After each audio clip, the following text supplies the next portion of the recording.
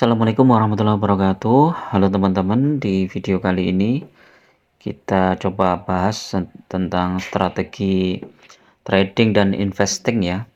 Nanti studi kasus saham PJIO sama PGIO ya, sama ELSA ya. Dan nanti teman-teman bisa membandingkan kira-kira mana yang paling pas ya. Nah, dalam strategi investing kita mendengar istilah menjadi investor yang sabar ya, investor tidur. Menjadi investor tidur itu kadang lebih menguntungkan dibandingkan dengan investor bangun. Karena apa? Ketika kita memegang sebuah saham yang sangat bagus ya fundamentalnya, terus kemudian sahamnya juga naik terus, itu kita tinggal tidur sahamnya naik. Sehingga kita tidak tergoda ketika saham itu sudah naik mungkin 10%, 20% itu kita tergoda untuk menjualnya. Nah, karena kita tidur maka akhirnya sahamnya itu naik sampai 50%, kadang 60%. Ketika kita bangun, oh ternyata sahamnya sudah naik tinggi. Nah, ini ya sebagai contoh, ini misalnya PGIO ini ya. PGIO ini tanggal berapa ya IPO-nya ya? Ini salah satu contoh saham yang baru IPO dan sukses nih ya teman-teman. Jadi ya memang tidak semua saham IPO itu longsor ya. Tapi memang resikonya cukup tinggi ya untuk IPO ya. Teman-teman yang baru pemula ya di investasi saham sebaiknya memang menghindari ya saham-saham yang baru IPO. Nah, ini IPO tanggal 24 Februari ya. 2023 dengan harga 875. Kemudian kalau kita lihat di ini ya, 875 nggak langsung naik nih teman-teman, turun dulu sampai 615. Ini ya, 875 dikurangi 615 dibagi 875, turun dulu hampir 30%. Nah, ini kalau pemula kan nangis ini ya teman-teman, baru beli suatu saham bulan Februari, bulan April udah turun 30% ya. Nah, kalau yang sudah ini punya analisa bahwa satu saham itu bagus ya, ketika saham itu terkoreksi ya dia akan beli ya. Nah, ketika beli di 615 ini, kemudian sekarang naik sampai 1415. Coba 1415 dibagi 615. Naik 2,3 kali lipat ya dalam waktu 1 tahun ya. Jadi kalau teman-teman beli saham PGIO ini bulan April di harga 615 sejumlah 100 juta, sekarang nilai investasi teman-teman sudah 230 juta. Nah, menjadi investor tidur itu enaknya adalah ketika sahamnya sudah naik tinggi gitu ya. Karena ini godaannya banyak teman-teman. Ketika ini 615 naik ke 748 itu sudah banyak banget itu ya. 748 dikurangi 615. Sudah naik 133 poin dibagi 615. 20% ya. Jadi kalau kita beli 100 juta udah naik 20 juta ya. Kadang wah enak ini. Paling kita jual dulu lah. Nah, begitu dijual ternyata sahamnya tetap naik terus sampai sekarang ya. Nah, ini menjadi investor tidur sangat menarik ketika saham yang kita beli itu fundamentalnya bagus dan harga sahamnya juga naik. Jadi potensi sahamnya itu kita bisa melihat sampai ke depannya itu seperti ini. Bagus lah. Nah, PGIO ini kemarin naiknya luar biasa nih ya, sampai kalau kita lihat daily tradingnya ini sampai 14.70 ya. Hampir 20% ya ini, terus kena profit taking turun dulu. Ini asumsi saya ini hari Senin ini tetap naik ini teman-teman, PGIO ini.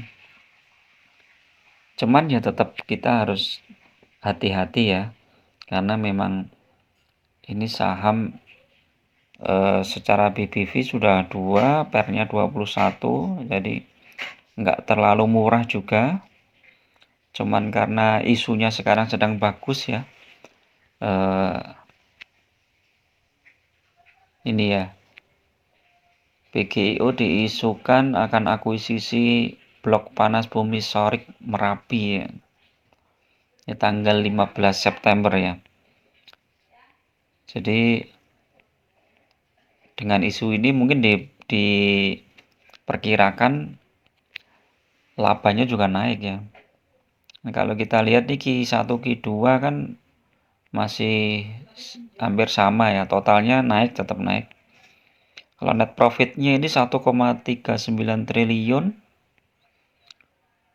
terus cash flow juga banyak, dividennya, sayang dividennya kecil ya. Terus debt equity ratio-nya 50%, 52%, jadi masih sangat sehat saham ini. Jadi walaupun tidak secara besar pembagian dividen, tapi ini cukup menarik. Nah, kalau menjadi trader yang ketiduran bagaimana? Jadi, oh iya, di saham PGO ini saya nggak hold panjang ya teman-teman. Jadi kemarin saya sempat keluar masuk 3 kali ya. 3 kali itu dapat sekitar 2,8%-an lah. Kalau di rata-rata itu ya sekitar 2,5% lah.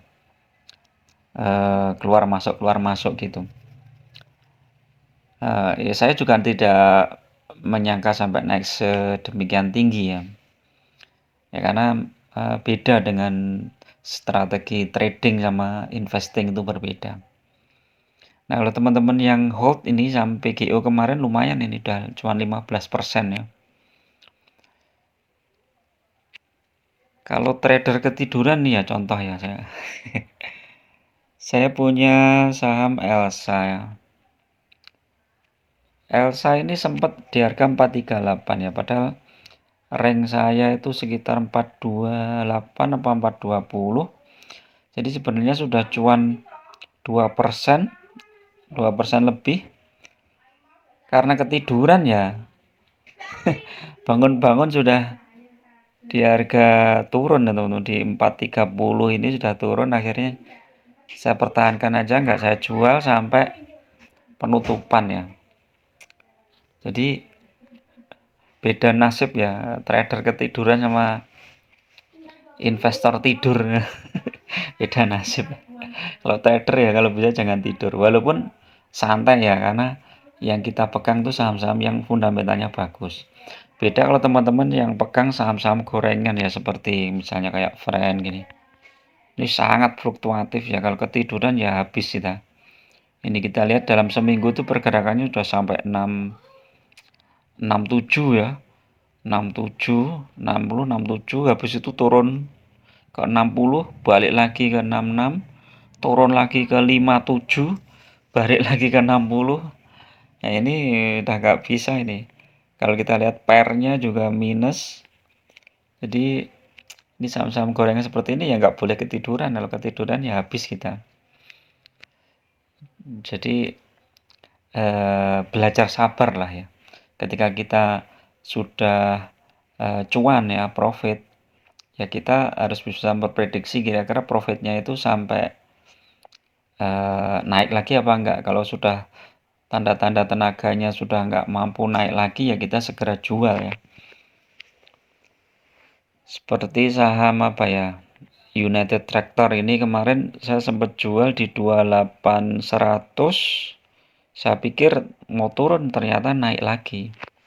sampai 28.400. Ya nanti lihat sikon kalau misalnya perlu masuk lagi ya hari Senin kita lihat kalau ada koreksi. Tapi saham-saham batubara menarik, sudah menarik ini, banyak yang koreksi nih teman-teman. Ya Adaro koreksi, BSSR ini juga koreksi, Indi ini deh, ini udah murah ini udah mendekati 2000 ya. 2000, 2010. PTBA ini juga sudah murah, tapi yang isu terdekat adalah pembagian dividen ya, United Tractor sama Hexa. Kemungkinan United Tractor ini masih lanjut, terus Hexa juga belum bergerak sama sekali ini, masih di rentang 6750 sampai 6675 sampai 6750 dalam seminggu ini. Ini Hexa sebentar lagi ya.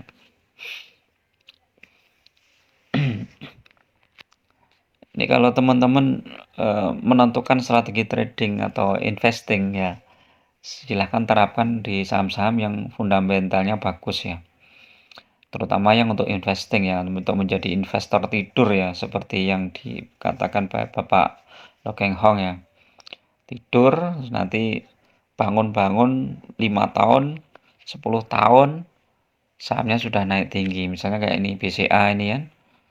Ini 5 tahun sudah bangun, sudah banyak. MDKA coba kita lihat 5 tahun coba. Nah, MDKA 5 tahun juga sudah besar banyak. Adaro 5 tahun ya segini ya. Saham-saham cyclical ya, kalau Adaro ini naik turun ya.